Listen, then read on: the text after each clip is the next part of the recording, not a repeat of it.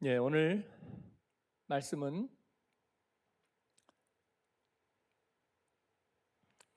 긴 본문이지만 역시 위대한 말씀입니다. 예수님의 부활이 복음의 당연한 핵심, 또 복음의 당연한 그 한 일부라는 말씀을 드렸고, 어제는 만약에 부활이 없다면 우리에게 어떤 도미노 현상이 이루어지는가? 우리는 살아있는 그냥 비존재와 같다. 그런 사실을 고린도전서 15장은 정말 장엄하게 얘기하고 있어서 우리가 이를 통해서 다시 그렇구나. 주님의 부활은 내가 믿고 믿지 못하고가 아니라 이미 우리의 영적 존재를 이루고 있구나. 이게 사라진다면 우리는 아무것도 아니게 되겠구나 하는 사실을 깨닫게 됩니다. 우리의 믿음의 근거가 다 사라져 버리는 것입니다. 그래서 우리는 전부 다 빈말로 그냥 믿어야지, 믿지라고 얘기하지만 아무것도 믿지 못하는, 모두가 마치 정신질환자처럼 우리는 그렇게 살 수밖에 없을 것이다. 우리는 정죄받은 영혼으로 죄를 결코 이기지 못할 것이다. 그러나 주님은 우리에게 부활의 첫 열매가 되심으로, 길을 열어주심으로 우리로 그 주님 안에서 우리는 정죄함이 없고, 또 우리는 참된 믿음을 누리고, 그리고 예수 그리스도를 자랑하고 그에 대한 모든 고백과 간증과 또 증언과 선포가 살아있고 또 진리가 되게 하셨습니다. 주 안에서 고통을 받는 것도 주님 앞에 유익이 되고, 또 이를 우리가 성도의 인내를 통해서 주님의 나라에 이를 때까지 우리가 지킬 수 있게 되었습니다. 주 안에서 자는 자들이 복되게 될 것입니다. 이것이 주님의 부활이 주는 능력입니다. 오늘 말씀은 이 부활의 목적과 또 참된 능력에 대해서 우리들에게 가르쳐주고 있는데, 주님의 이 부활은 첫 열매라는 것입니다. 첫 열매라는 것은 다른 열매들을 다 보증하고 있다. 그래서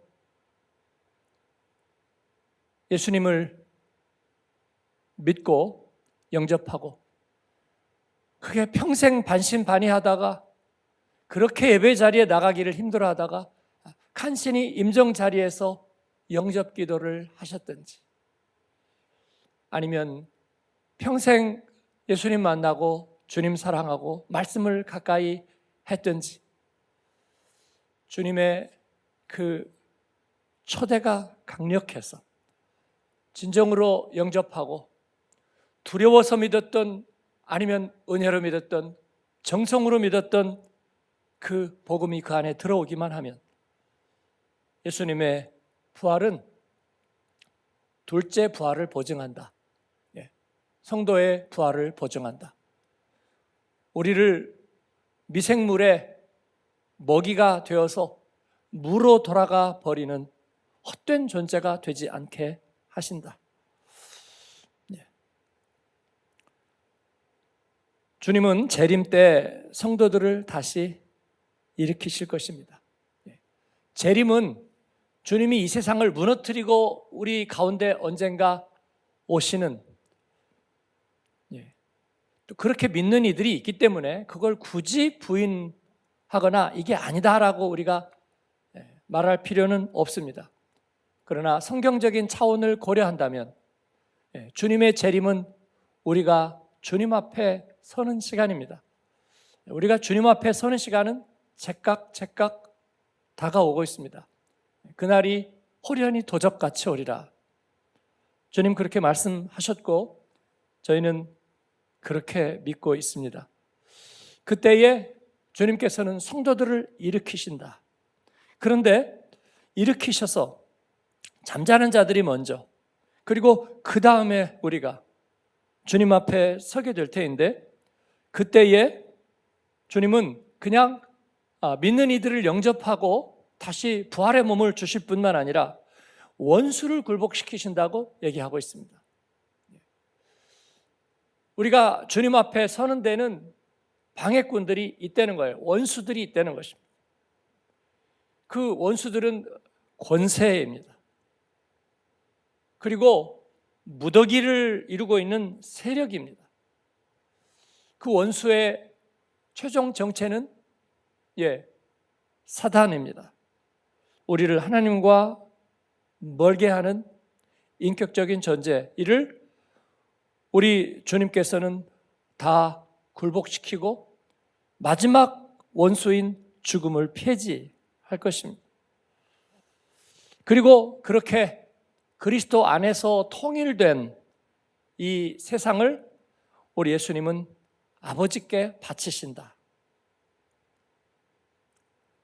이 사실을 오늘 고린도전서 15장 말씀은 우리에게 얘기해 주고 있습니다. 이게 20절에서 28절까지의 말씀입니다.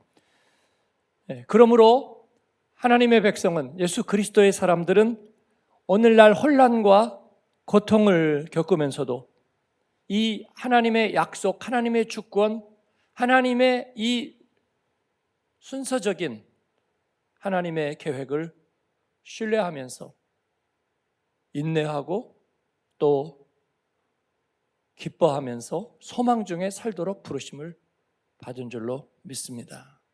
예수님은 부활의 첫 열매, 그리고 우리는 둘째 열매입니다. 그 사이에는 마귀가 막 까부르는 것이 아니고 주님께서는 그 가운데 주권을 가지고 승리하고 계신다. 굴복시키고 계신다. 그래서 우리 복음의 사람들은 세상 망조다, 그런 얘기하지 않습니다. 그렇죠. 하나님을 떠난 세상은 애시당초 망조입니다.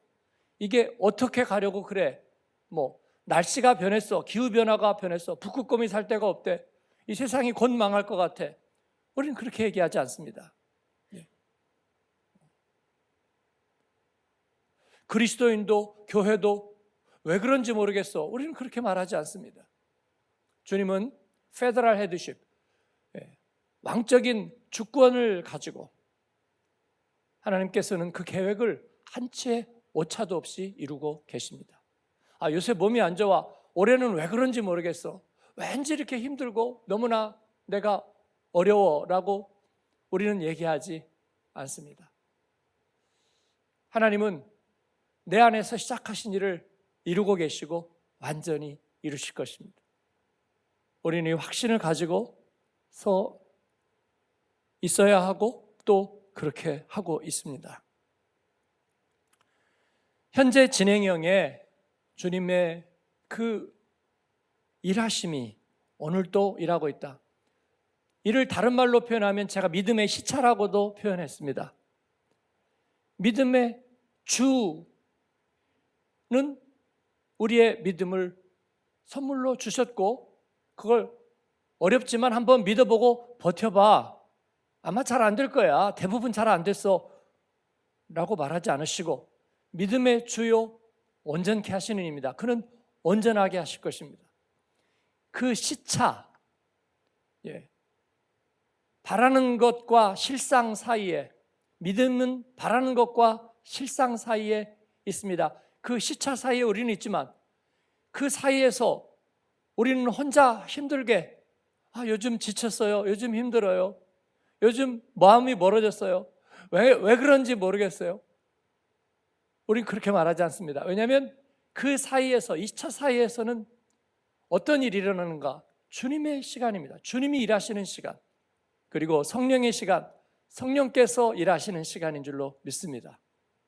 그래서 고백이 중요하고 선포가 중요한 것입니다. 그렇죠? 고백하고 선포하는 거예요. 복음의 사람들은 그래서 큐티하면서 넋두리 하지 않습니다. 넋두리. 힘들다는 얘기는 큐티 안 하고도 하루 종일 24시간 내내 할 수 있습니다. 아침에 일어나면서부터 누울 때까지 힘든 이유를 다 얘기할 수 있지만 우리는 그걸 나누지 않습니다. 선포하고 그리고 믿음의 시차를 주님이 일하심을 믿고 기뻐하고 감사하고 또 거기에서 새 힘을 얻는 것입니다. 우리는 썩을 것을 벗고 썩지 아니할 것으로, 욕된 것을 벗고 영광된 것으로 나아가고 있습니다. 땅에 속한 형체를 벗고 하늘에 속한 형체를 입어 가고 있습니다. 마지막 원수가 패배할 때까지 주님은 그 일을 계속하실 것입니다.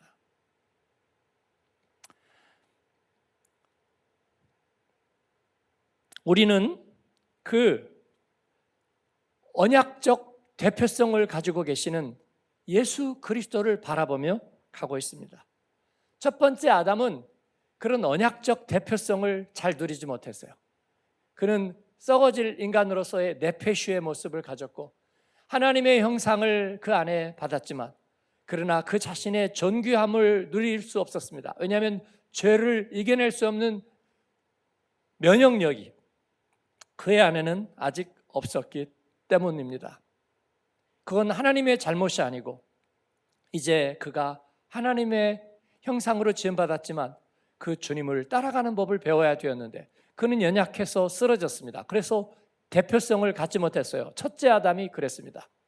우리도 그렇습니다. 내 처음 믿은 그 시간이 귀하고 귀하지만 복음 안에 숨겨진 능력이 얼마나 위대한지를 우리가 알지 못할 때에 또 다시 정죄당하고 그리고 힘이 없다, 연약하다, 시험 들었다 그렇게 자책하고 하나님의 뜻이 뭔지 모르겠다 그러면서 흔들리고 넘어지는, 그러나 그 가운데서 우리 주님께서 복음의 능력이 무엇인지를 알게 하시고 성령으로 우리를 다시 충전시키시고 우리의 목적이 무엇인지 분명하게 해주시고 그리고 주님이 그 가운데 일하심을 믿게 하시고 우리가 매일매일 주님의 말씀으로 하나님이 내게 주신 생명을 활성화시킬 때에 우리는 기쁘고 넉넉하게 승리하는 삶을 살 수 있다.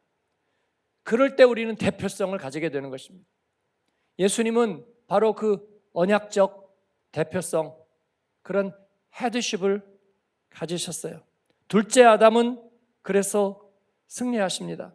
둘째 아담은 우리의 대표성을 가지시고 우리는 디아스포라이지만 그러나 복음의 열매 또 복음의 대표 단수가 될 수 있습니다.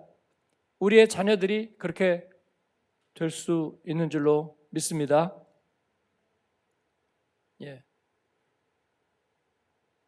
아멘을 이렇게 탄식하듯이 아멘. 혀를 차는 소리는 들리는데 아멘 소리가, 맨 소리가 안 들리네요. 예. 작지만 선명하게 하시면 좋을 것 같아요. 예, 저는 아멘 하는 것 때문에 스트레스 받는 건 원치 않는데 하나님 앞에 우리가 분명하게 매듭은 지어드려야죠. 그렇게 믿으시잖아요. 예. 우리는 아담 안에서 죽었고 누구 안에서 살아요? 그리스도 안에서 삽니다. 아담 안에서. 그러니까 우리는 첫 번째 아담의 모습으로 살면 안 되겠어요? 예. 제가 자주 말씀드리잖아요. 푸념하고 불안해하고 두려워하는 것을 영성으로 아는 사람들이 있다. 우리도 한때 그렇게 살았다. 그래서 입을 열면 혀차고 힘들어요, 어두워요. 저도 한동안 그 대세에 말려 있었습니다. 약간 우울하고 어쩔 줄 모르는 게 신앙이고 영성인 것처럼 생각하는. 근데 다른 뭐를 관찰하게 됐느냐면 아무리 힘든 가운데서도 사람은 맛있는 거 먹을 때는 굉장히 밝아지더라는 거예요. 가정 불화가 있을 때도 맛있는 걸 먹으면 위로를 받아요. 또 그러면서도 뭔가 자기에게 좋은 일을 순간순간 합니다. 또 자기가 좋은 사람을 만나면 또 활짝 웃어요. 하나님은 맛있는 음식만 또 못한가? 그리고 어려운 일을 당하다가도 여행 가고 경치 좋은 데 앞에서 사진을 찍으면 굉장히 위로를 받고 웃으면서 또 사진을 찍어요. 하나님은 좋은 경치와 사진만 못한가? 선물을 받거나 뭔가가 좀 수익이 올라가는 일이 생기면 좋아해요. 하나님은 반짝 수익만 또 못한가? 그 생각을 하면서 이건 아니다. 이건 페어하지 못하다. 그런 생각을 했어요. 우리 하나님께 그런 대우를 해서는 안 되겠다. 그래서 믿음 생활하면서 요즘 뭐가 힘드냐면요. 목사님 이걸 아셔야 돼요. 우리가 다 잘하고 있는 것 같지만 정말 마음이 썩는 일이 너무 많아요. 예수 믿고 마음이 왜 썩어요? 선교하고 사역하는데요. 지난 몇 달간 너무 힘들었어요. 왜 힘들죠? 왜 힘들죠? 예. 아니 힘드니까 힘들다고 말하죠. 근데 그렇게 말한 사람이 금방 나가가지고 어디 가서 점심을 먹는데 야 너무 맛있다. 막 사진 찍고 너무 맛있대요. 저는 거기서 혼란을 느껴요. 예? 왜 그런 거죠? 예. 그래서 우리 주님은 그렇게 대우하지 않는 거죠. 예. 주님은 맛있어요. 예. 주님은 사진 찍고 싶어요. 예. 주님은 좋은 수익이에요. 주님은 짜릿한 즐거움이에요. 주님은 좋은 기억이에요. 주님은 전혀 부담 없이 만나고 싶은 사람이에요. 그런 거죠. 네. 그래서 계속 좋아요. 계속 좋아요. 찬양은 목이 내가 갔어도 좋아요. 네. 찬양은 내가 모르는 것을 불러도 좋아요. 듣기만 해도 좋고 같이 부르면 더 좋아요. 그렇습니다. 찬양은 그런 거예요. 주님의 말씀은 그런 거예요. 나를 좀 날카롭게 찌르는 말씀도 좋아요. 그리고 나를 업시켜주는 말씀도 괜히 구름에 띄우지 않고 솜사탕 같지 않고 우리에게 진정한 힘을 주면서 좋아요. 그렇습니다. 주님이 하시는 일은 그와 같다. 할렐루야. 주님을 우리가 그렇게 대우하는 것입니다. 그래서 믿음의 시차 사이에서 우리는 괴로워하지 않습니다. 피날레를 그리고 주님이 내게 주신 그런 진정한 기쁨들을 누리며 사는 것입니다. 누리며 사는 것입니다. 이것이 우리가 대표성을 가져야 되는 이유입니다. 너희는 세상의 빛이라 산 위에 있는 동네가 숨겨지지 못하리라고 말씀하신 것과 같습니다. 오늘 또 여러분 안에 빛을 들어올리고 조도를 높이셔서 뒷머를 환하게 하셔서 주님이 여러분 안에 사실 일을 기뻐하고 기대하고 그렇게 나아가는 여러분 되시기를 바랍니다. 예. 나이가 들어가면서 표정이 아주 예쁘지는 않잖아요. 제 아내가 늘 저보고 가만히 있으면 와서 입 올리고 웃는 얼굴로 여기도 좀 들어올리고 안 그러면 자꾸 화나고 시무룩하고 침울하고 주저앉은 얼굴이 되잖아요. 그렇죠? 연습을 해야 되는 거죠. 여러분이 다 옛날에는 조커처럼 입꼬리가 올라간 사람 저보고도 야 입꼬리가 올라간 사람도 있네 그런 얘기를 언젠가는 들어본 것 같은데 그게 옛말이 되어버렸고 언젠가는 이렇게 쭉 그렇습니다. 그래서 우리가 하나님 앞에 기쁨으로 감사함으로 모든 것에서 하나님은 뭔가 진지하고 심각하고 우울하고 잿빛이고 어렵고 힘들고 고통과 여러분 그런 식으로 채색하지 말고 하나님은 짜릿하고 즐겁고 순간의 만족이고 나를 기쁘게 하고 나를 웃게 만들고 기대하게 만들고 그리고 감사하고 영광되게 만드는 존재로 대우함이 옳은 줄로 믿습니다. 고통스럽고 걱정스러운 것은 막이나 줘버려. 그리고 하나님 앞에 오늘을 기대하는 대표 단수가 되는 여러분 되기를 축원합니다.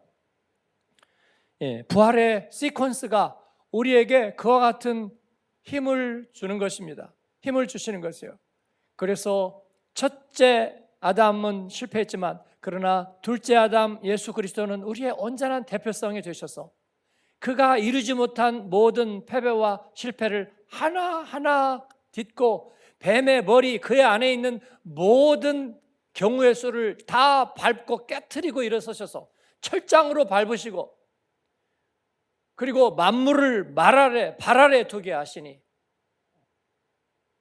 그와 함께 그가 이기셔서 그 이기신 운명을 우리 안에 그대로 담아주고 우리에게 길이 되게 하셔서 그 내비게이션을 보고 우리로 그 길을 가게 하신다.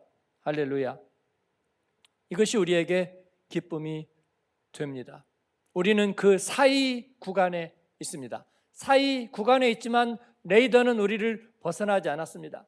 성령은 우리를 벗어나지 않았습니다. 그러니까 성령 안에 계시고, 여러분, 하나님 없는 자처럼 이름 없는 거리에서 골방에서 여러분 실수하지 마십시오.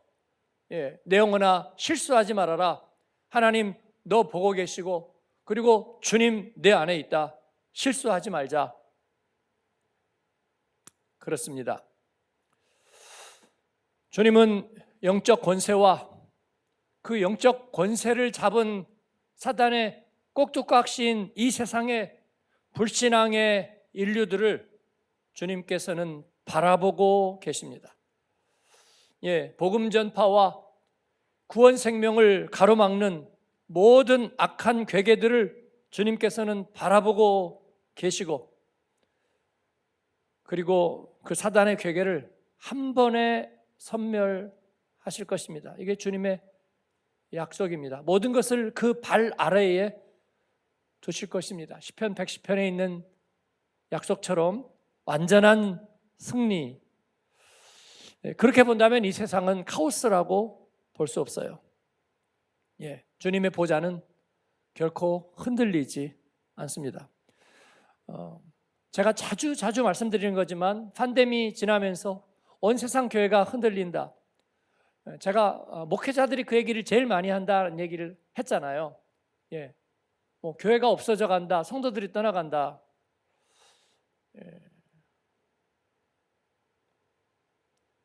알곡과 쭉정이가 나뉘는 것은 있어요. 알곡과 쭉정이가 그냥 아직 주님을 인격적으로 만나고 내가 정말로 이렇게 양육되지 못했는데 그냥 몸만 이렇게 앉아 있다가 바람이 부니까 이렇게 훅 흩어진 것은 있지만 알곡도 사라져 갔을까? 주의 교회는 정말 바이러스 하나만 불어도 넘어질 만한 그런 존재일까? 저는 그렇지 않다는 걸 알았습니다. 제가 우리 교회를 예로 들잖아요. 여러분이 그랬습니까? 내가 그랬습니까? 우리가 그랬잖아요. 안 그랬잖아요. 그럼 옆에 교회를 가보면 그 옆에 교회는 그랬냐? 안 그랬대요. 안 그랬대요. 우리 전에 슈발박 아래 있던 성령교회도 그랬냐? 안 그랬대요.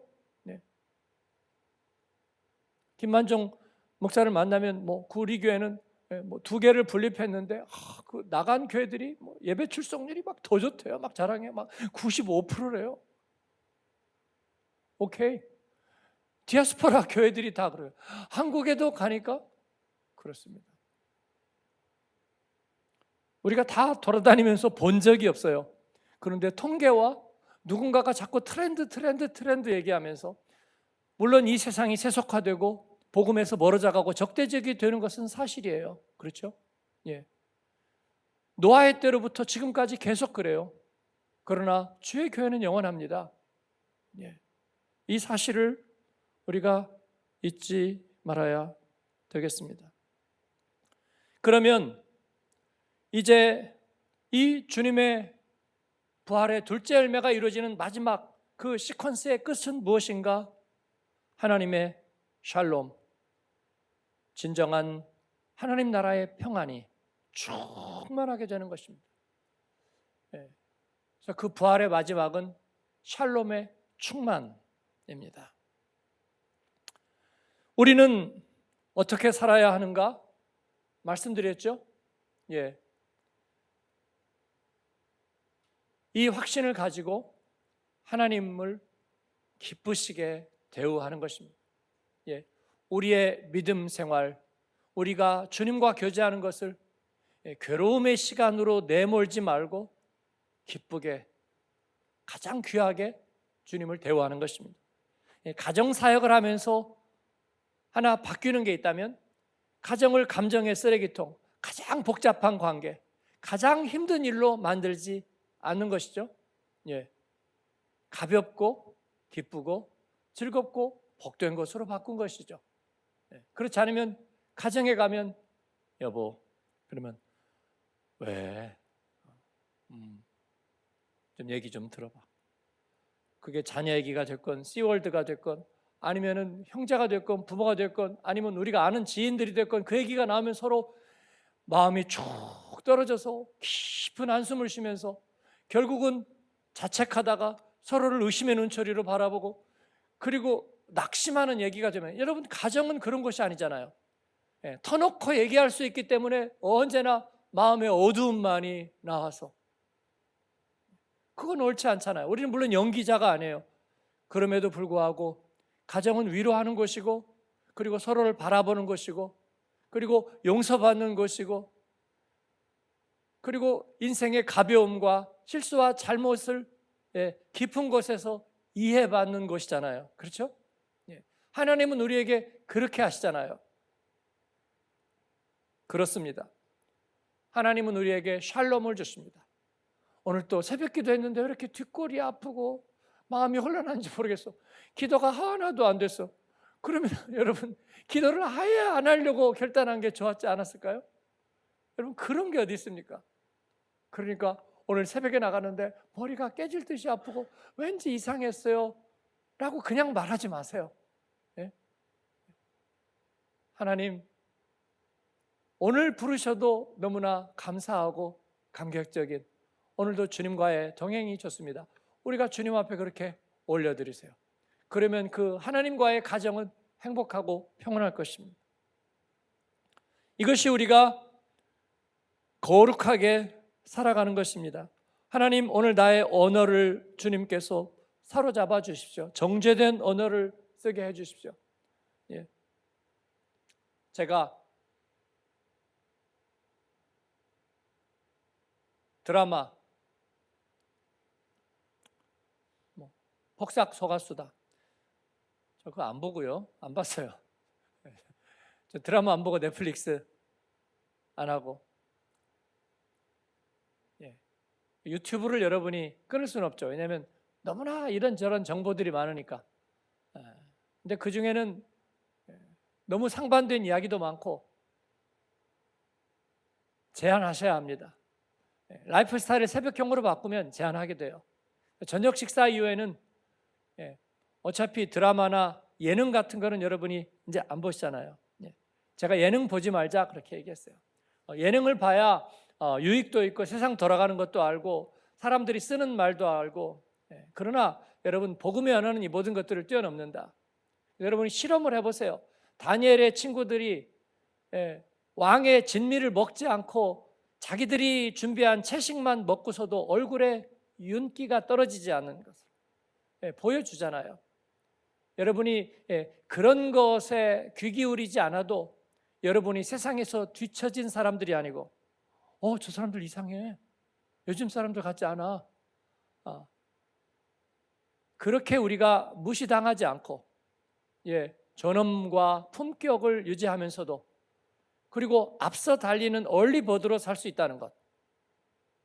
저는 그렇게 믿습니다. 여기는 아멘이 없으시고. 오케이. 그 예능의 빈정거리는 언어에서 우리가 위로를 얻고 살아갈 지혜를 얻는다는 것은 우리 그리스도인에게는 너무나 어처구니 없는 일입니다. 어처구니 없는 일이에요.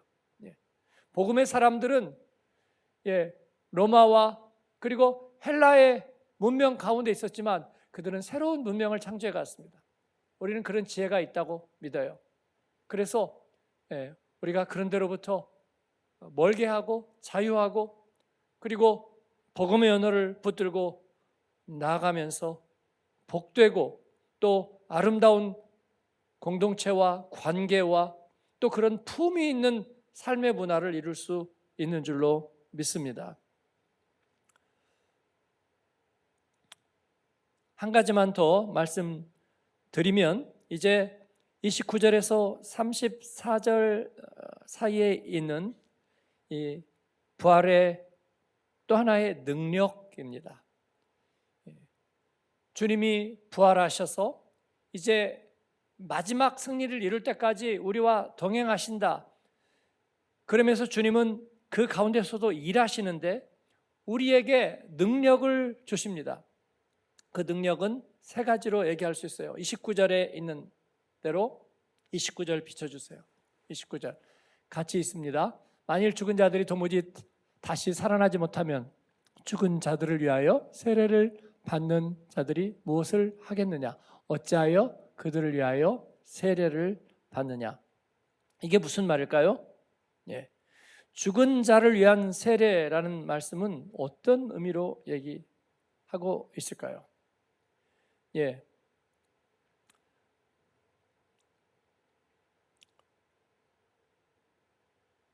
죽은 사람을 위해서 어떤 세례를 받는다.